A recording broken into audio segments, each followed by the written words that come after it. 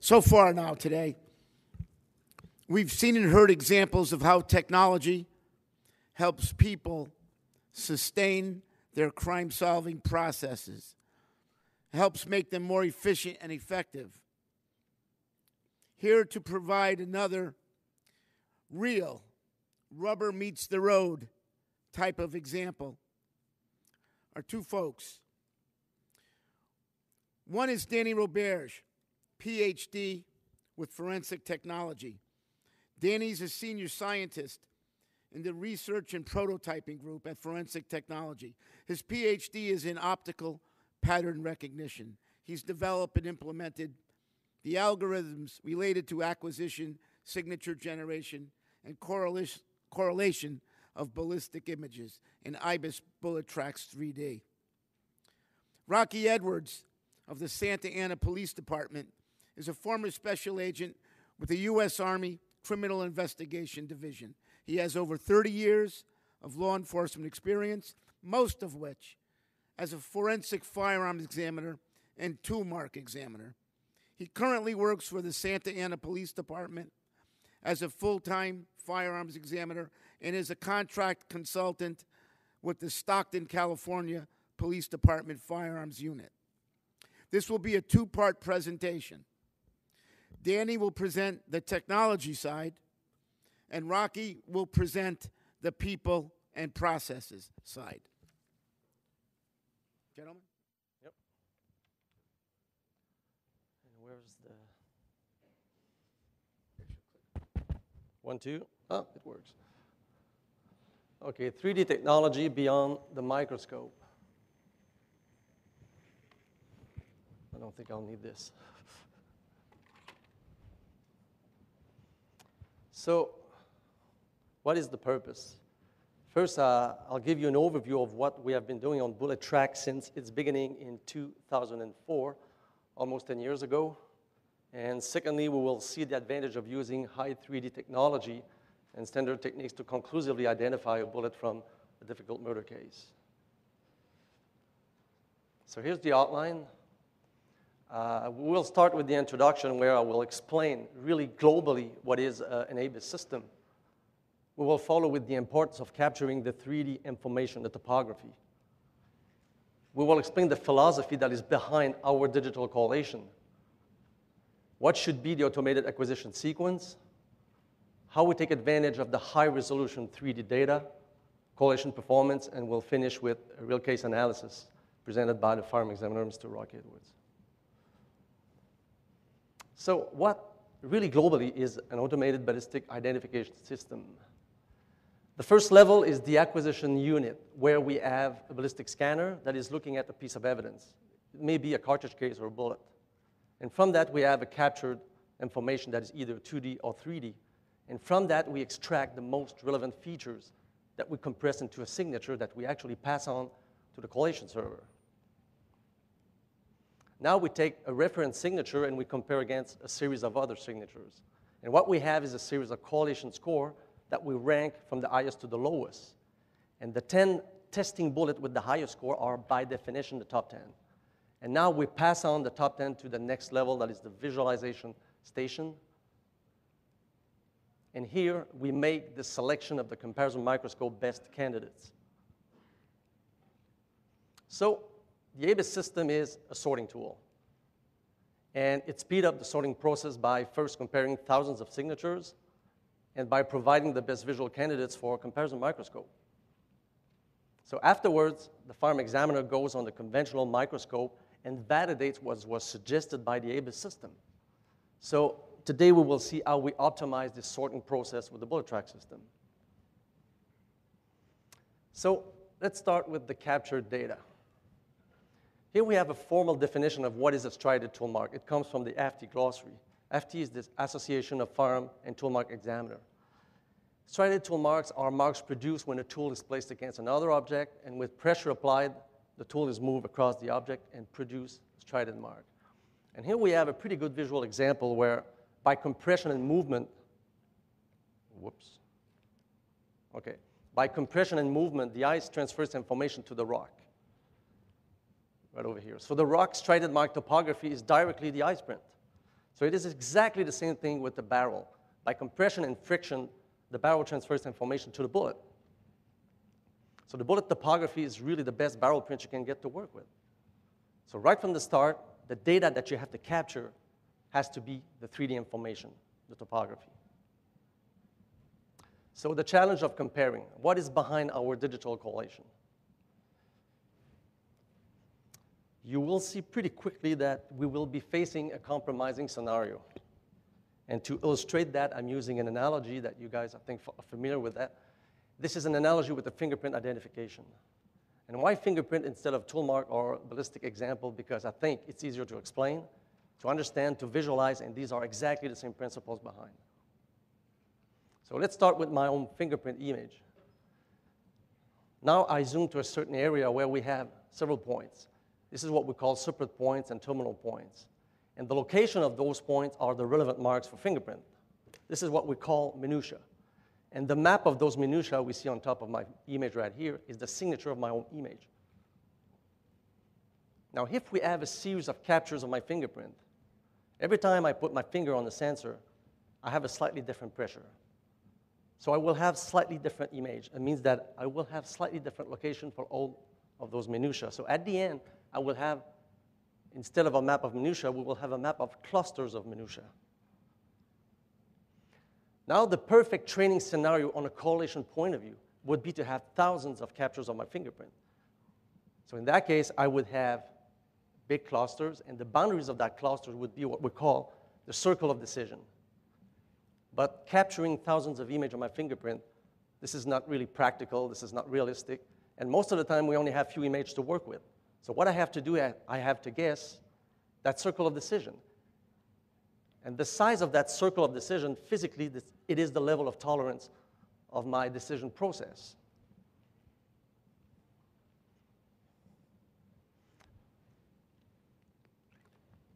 Okay, let's have a look at what we call a restrictive scenario. I mean, the tolerance is really near to zero. So what I have right here is I take my circle of decision, I really shrink it down to zero to a really narrow point. So physically, it means that I will only accept minutia that falls exactly on those black spots. The other one will be reject. So for my fingerprint right here, I will be rejecting 4 out of 5 of my own fingerprint. So by having a tolerance close to zero, I am optimizing what we call the false rejection rate. In that case, I am rejecting 80% of my fingerprint. And this is an error. I want to bring it down to zero. So based on this graphic, the only thing I have to do is increase my level of tolerance. Okay, so let's go to the opposite side. Now I have a permissive scenario. It's the opposite. Instead of shrinking my circle, I expand that.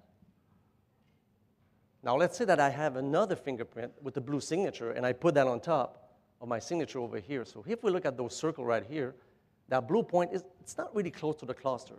But because it is inside the same circle of decision, we accept that minutia as belonging to the same cluster. So it's the same scenario everywhere. So at the end, we accept that user as being myself.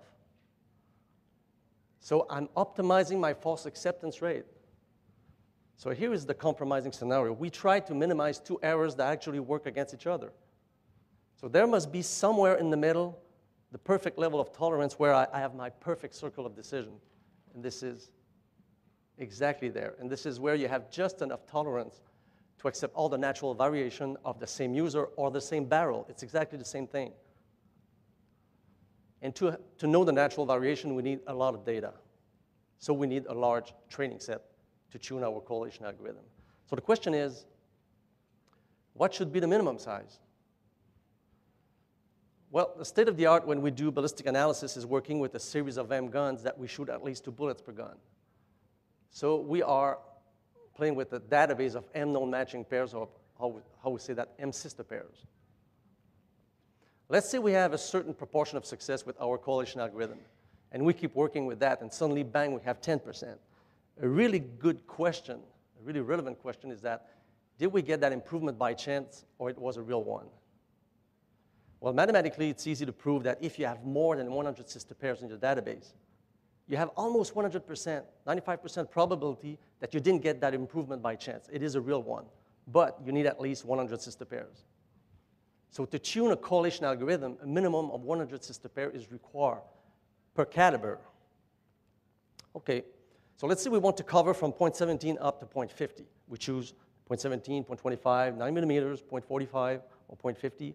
So we have at least 4 calibers. We need to acquire 400 pairs or 800 bullets. Manually, it is a lot of acquisition.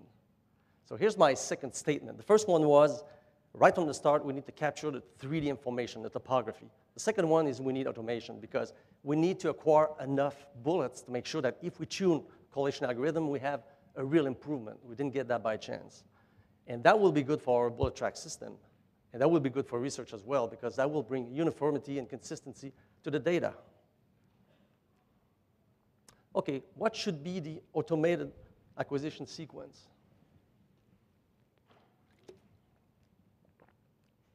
Let's say we have a sensor, we have an optical axis, and we are looking at a topography that is perpendicular to the optical axis. When we say perpendicular, it means we have access to all the regions on the topography.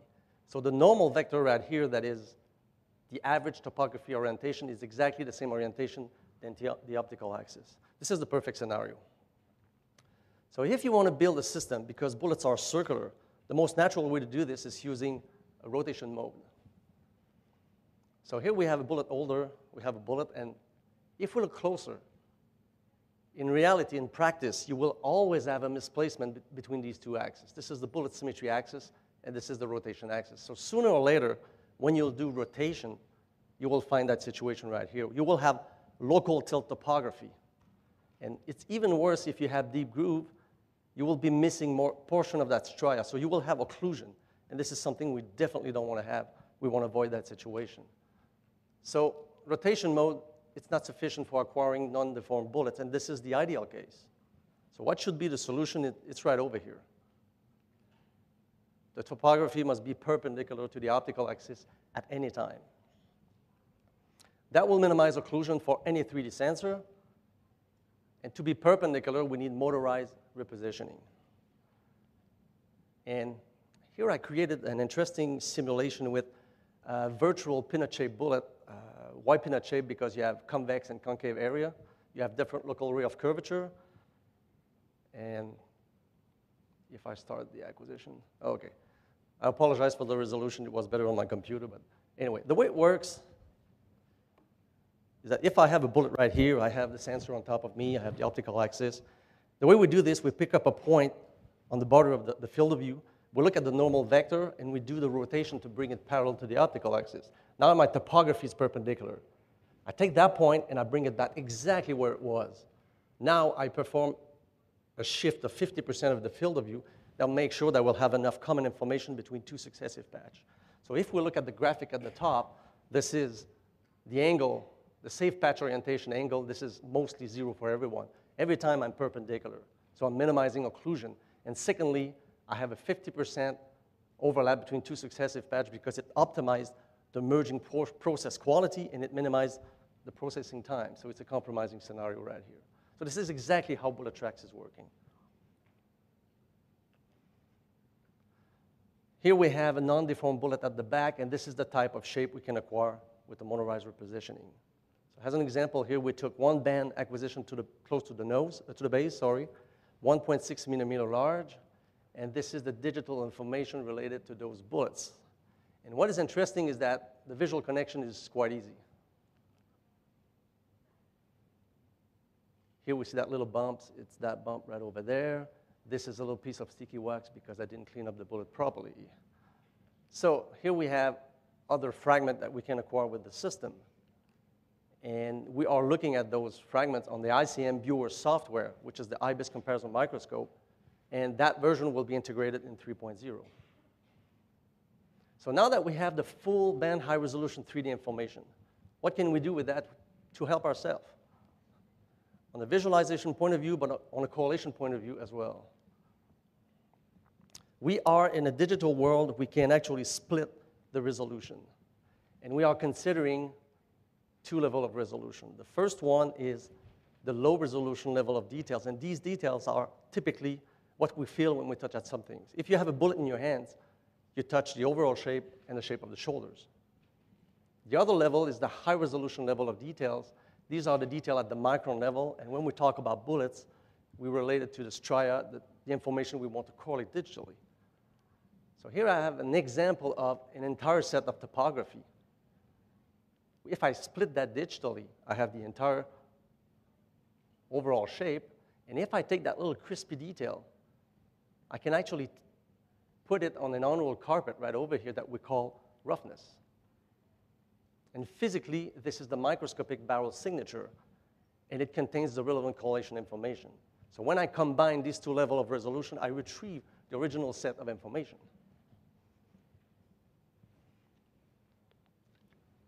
So here is an example of sister bullets. The one at the back is non-deformed. And one thing we can do, because we split the resolution, is take the waviness of that one over here and clone it to the other one without touching the roughness. So if I go back again like this, so it is amazingly convenient, because when you want to compare, these bullets are concentric, so you only have to do rotation. Of course, it's only feasible in the virtual world. The other thing we can do is to increase the roughness importance with respect to the waviness. And the way we do this, we introduce the roughness enhancement factor, alpha, and we can actually increase that value up to 3. If I go down again to 1, 2, and 3. So within the same field of view now, I clone the overall shape of that one to this deformed bullet right here. I increase the importance of the roughness with respect to the waviness, and now I see the overall shape of the two bullets, and I see detail of the stria within the same field of view. And this is because we actually split the resolution of the digital data, and we've done some waviness cloning and some roughness enhancement. This tremendously helps for visualization. So far, these are my statements. You need to capture the 3D data right from the start. The second one is that you need automated system, because you want to acquire a lot of bullets to make sure that when you tune your correlation algorithm, you've got real improvement.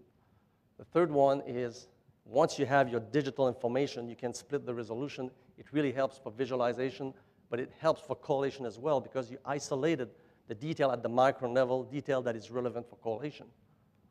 So what about the correlation?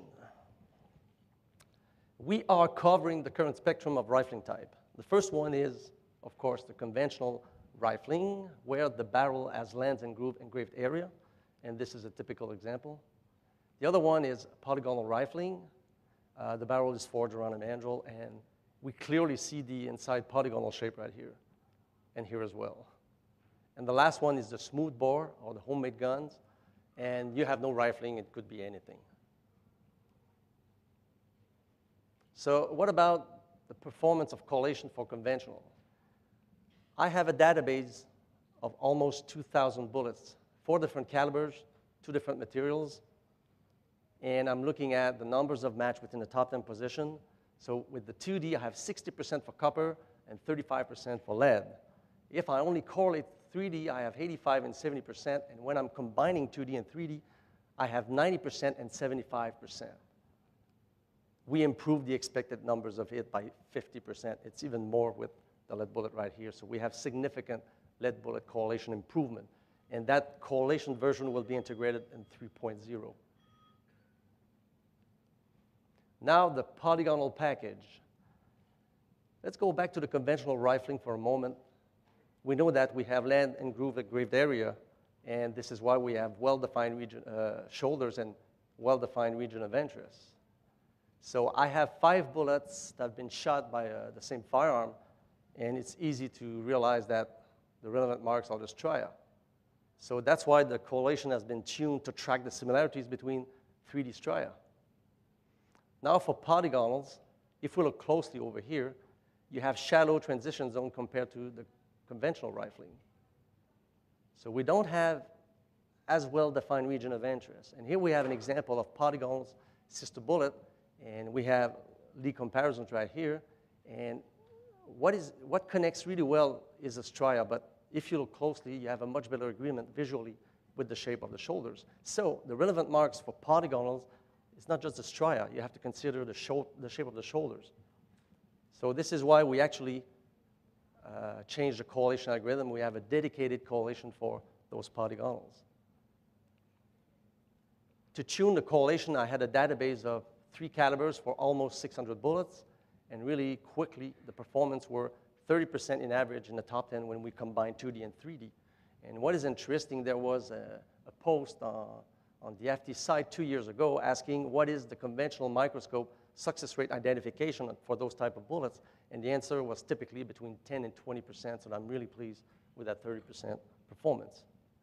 And this is an entirely package, acquisition, correlation, visualization, and that will be available in 3.0. Now, smoothbore, my new challenge. Either the gun is modified or it's a homemade gun. But most of the time, the criminal drilled the barrel to fit the ammunition. So you have a 2-case scenario. The first one is the barrel is really tight with the bullet. So when you shoot, you have a lot of friction, and we have a lot of stria. So here is an example with 6 bullets shot from the same firearm, and we have so many stria, it's easy to find the overall alignment. The opposite case is where the barrel is pretty big compared to the bullet size. So you have, most of the time, few and shallow stria. And we have an example here with 3 bullets, and I had those bullets in my hand. That was difficult to believe they'd been shot. They were really, really smooth. So we put them on the system, increased the roughness enhancement factor from 1 up to the maximum value, and we found that really good region of agreement. So what about the correlation of these type of bullets? So here's a reminder. Topography equal waviness plus roughness. So when we split the 2 resolution, we have the overall shape, and here we have the roughness detail at the micron level that contains all the relevant correlation information. And this is a typical smoothbore roughness mosaic. And the first thing we notice is most of the time, I noticed that there's different local orientation. So what I had to do first is to create an adaptive local redressing algorithm. So everything is vertical right now. If I go back. Now the second step is to find the region of interest where we have interesting data. Here's the example, and here I have 4 bullets shot from the same homemade gun, and the next level now is to track similarities between all those white regions.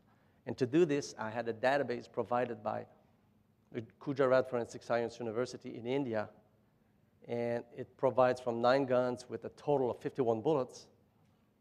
It's not a sister pair database, but I had much more comparisons. In fact, I have 274 comparisons, and here are the results.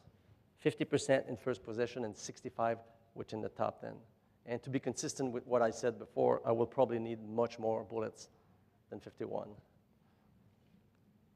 So, as a summary, the topography must be perpendicular to the optical axis to minimize the occlusion. Using the motorized repositioning, we can acquire some exotic shape like this. And with the digital information, we can split the resolution. It helps for visualization and for correlation as well. For correlation, we had significant lead bullet correlation improvement, and that will be integrated in 3.0. For polygonals, we have an entirely new package that will be integrated in 3.0 as well, and we have promising preliminary results for smoothbore. Algorithms were trained using nearly 1,500 known matching pairs. So now the question, what about helping resolving difficult cases? We have been working with Rocky Edwards on 4 cases so far, and the first one was the cousin case in 2008, and it was written that the expert looked at the pistol at a different light to solve a 15-year-old case, so talking about a cold case. The other one, Santana case, woman was shot in the chest, and here came up the IBIS comparison microscope, and we worked on the Gurney case, and the guy was found guilty at the first-degree murder, and was written on the net as well that the expert used a modern 3D technology that was a bullet track system. And the latest one, that is the Tucson case, suspect is pending trial, and to have more information and detail, please welcome Mr. Rocky Edwards.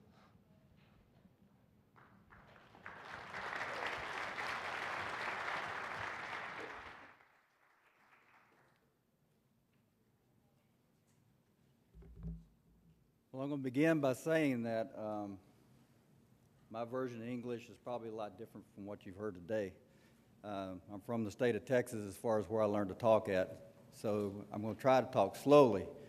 And part of the residual from that is the Texas drawl that comes out, and it becomes pretty prominent with a slow talk.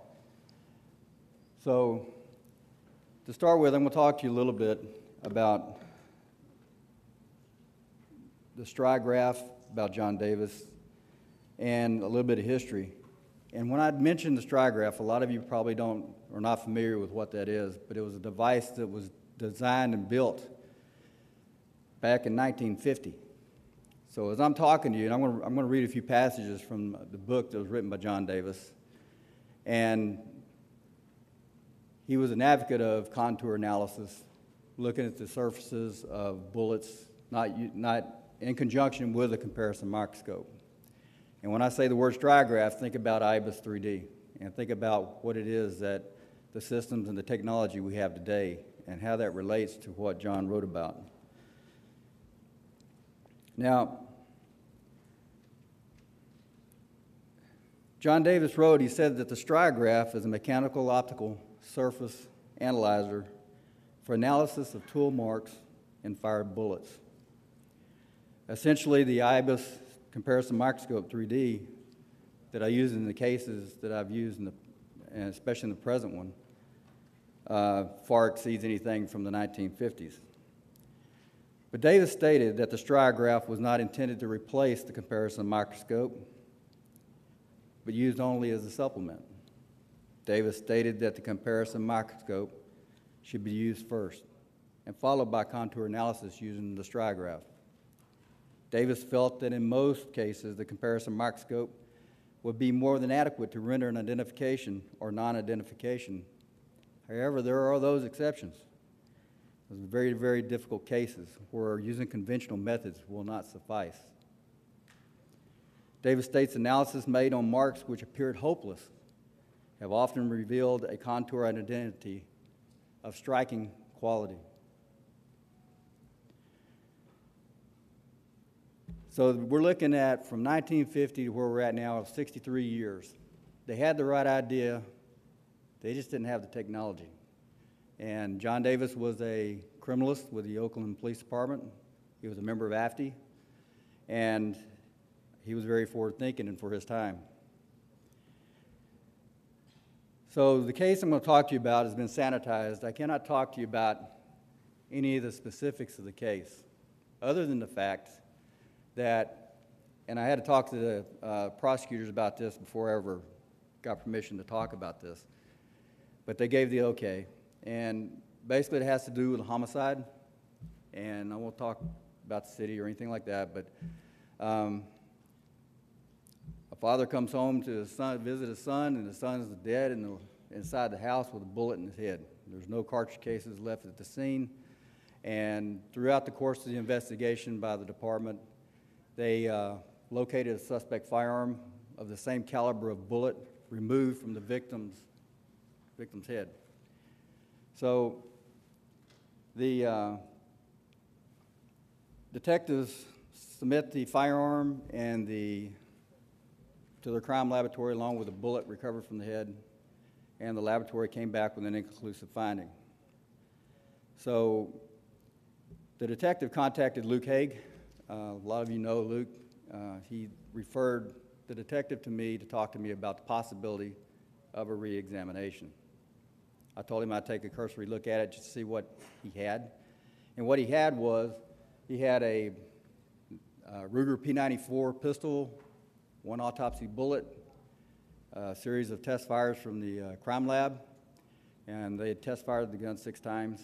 And I will tell you that in my cursory examination before going into what I'm going to show you today, I too would have been inconclusive with what they were working with. So, how do I get this thing to turn on here? How do I get this up there? You have the clicker? Yep, let's click that. Yep. Okay, cool.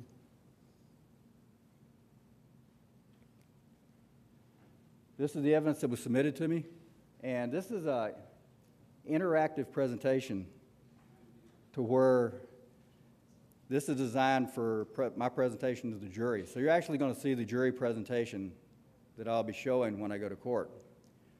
This is a object to virtual reality type program. It's called GNOME, G-N-O-M-E. And it's a very, very good tool for court. This is going to be automated because we don't have the ability to do the mouse and stuff back and forth. So this is all the evidence that was sent in. On the left over here is the gun box. Let's see what's in the gun box. So you click on the gun box, and it's got the pistol, holster, and ammunition submitted or recovered from the place where the pistol was. The good part about this is you get to actually look at the pistol. You can zoom in on the serial numbers, and this really comes in handy for the jury. And with a mouse, I can move this back and forth, zoom in and out, and answer the defense attorney's questions during the cross-examination. So here's the holster.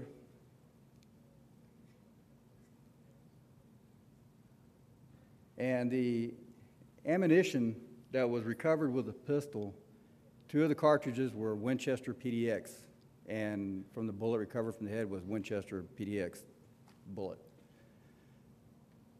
These are different brands of ammunition that were found with the pistol and the magazine. And what I did was,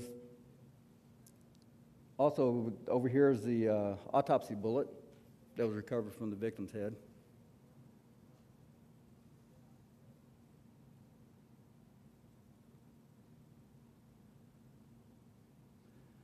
Now, to prepare to contacted FTI Montreal. I flew up here and we were able to put this on the IBIS 3D system. Now we have to prepare, I have to prepare barrel casts because I do scan those into the IBIS system. And so this is to show you what I went through to do the casting for the barrel. It's using forensic seal, and there's the gun to use to put the forensic seal into the barrel. And I use gray and I use brown forensic seal. So I put this down to the barrel, let it dry, and you just pull it straight out, and out comes the rubber casting.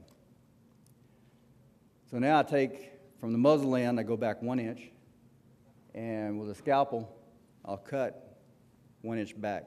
But before I do that, I take some tape, Scotch tape, and I wrap it around that cast. And the reason I do that is so that I can use phase marks and stuff on that. It's easier to draw on that than it is on the rubber. So then I trim it up with a scalpel.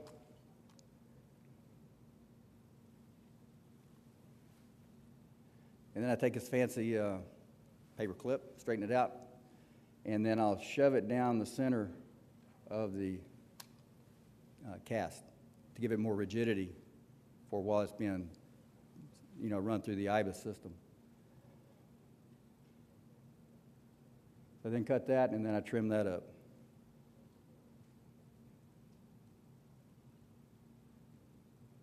And this is just a slide showing trimming the paper clip.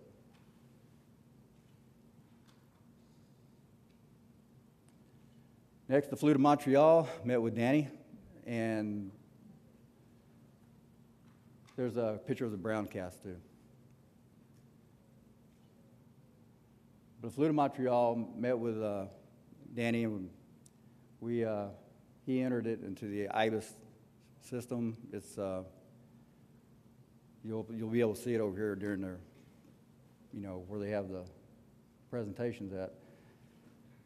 But here's Danny entering the autopsy bullet into the IBIS system.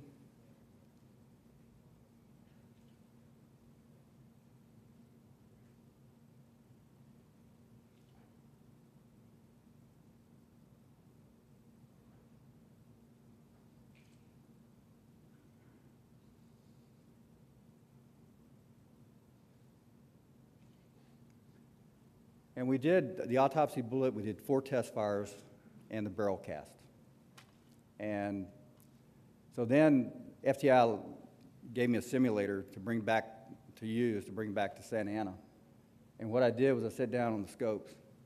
Now, if you're not real familiar with the FTI's 3D systems, there's a lot of advantages to it because it uses a confocal microscope or scope, and you got the ability to use lighting like you would on a scope.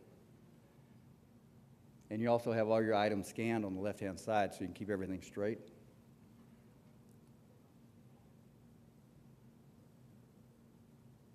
And on the far left side over there is where the barrel scans were scanned. So in between your test fires, the two green there are the autopsy bullet, 2 scans on that. And you can see where the lighting goes up and down. Another advantage to this system is the movement of it, much like the scope. You can move your item back and forth, you can rotate it, and it's very user-friendly for a firearms examiner.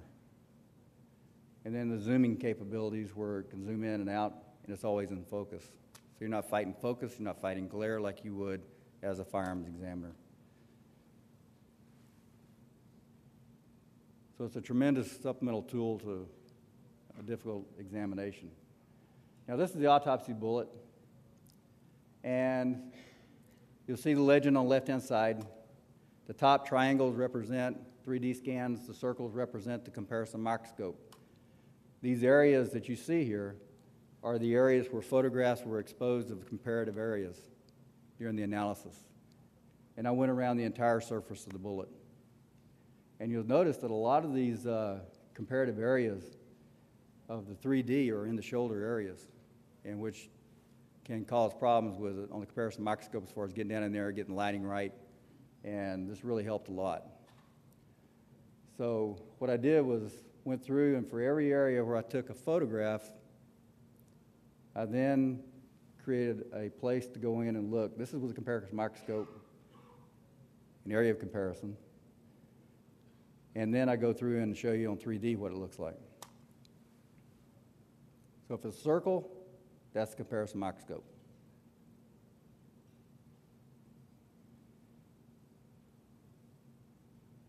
If it's a triangle, it's 3D.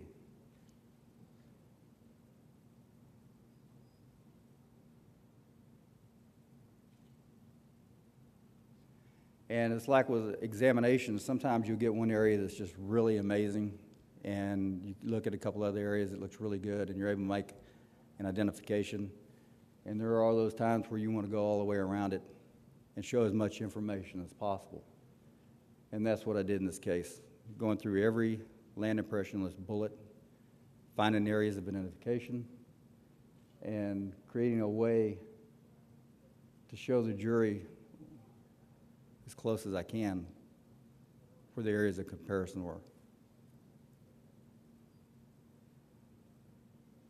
Now, one thing that's really good about the 3D system is the ability to tint the colors of your image. It can be gray and white, like grayscale, or you can throw a copper tint to it. I like the copper tint, not the copper tint, but the brass tint. You can do a copper tint to it, and it does help as far as bringing some of the resolution out.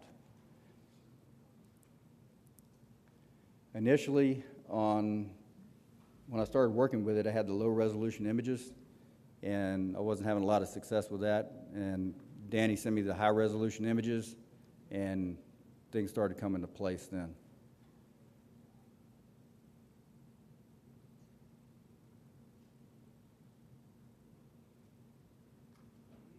Each one of the colors that represented on the legend represent the 3D scan of, like the blue triangle would be the 3D scan of the test fire number 1. The green is the test fire number 3, and then so forth. And the circle one's the same way. Barrel cast is yellow.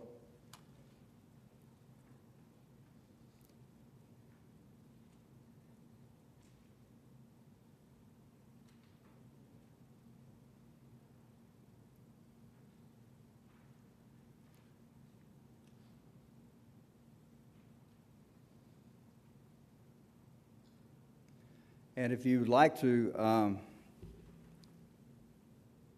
I can have this program up there at the desk where I'm at outside, and I can bring this up and I actually let you click on it and manipulate the images on here.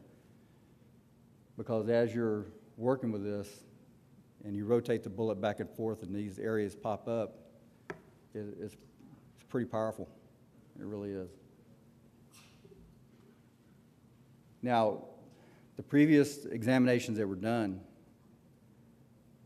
they examined 2 test fires, which is normal protocol where you test fire a few times, you do the examinations, and but they really felt like they need to get resolution in this case if they can do it. And so that's the reason I went ahead and took the case and took a look at it.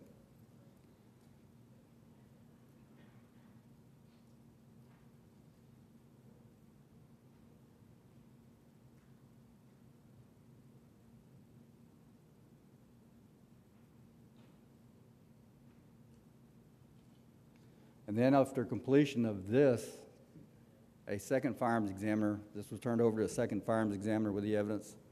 He did a second examination, and his main comment to me was, "What the heck do you need me for?" So it's always a good comment coming from your second.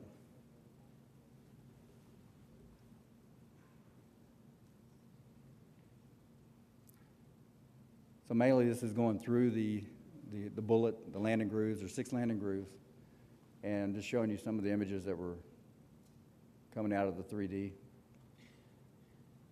And when you're working with barrel cast, glare is a real issue. I don't know how many of you have worked with barrel cast, but it's very, very problematic with glare.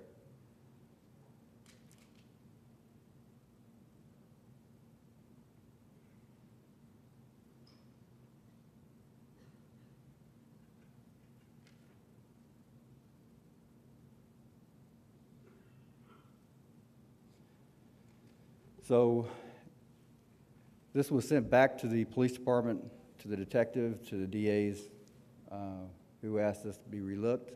I got a call last week from the prosecutor, and she asked me, she says, "Is this Rocky Edwards?" And I go, "Yes, this is Rocky." And she goes, "So you're the one that did this case?" And I go, "Yes." And then she goes, "I only got one thing to say to you." And I said, "What's that?" She goes, "This is frickin' awesome."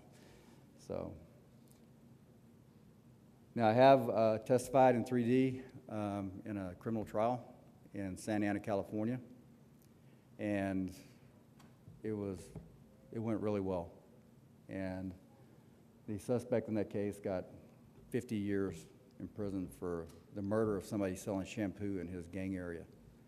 So otherwise, had we not done the 3D and not done the comparison microscope together, he'd still be walking the streets today.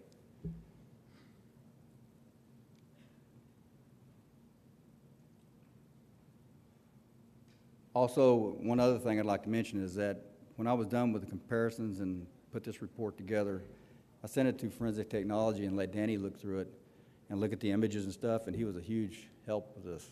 He went through all the images, he had questions, and made a couple adjustments to some of the photographs that were important, and I really appreciated his help. And that concludes my presentation.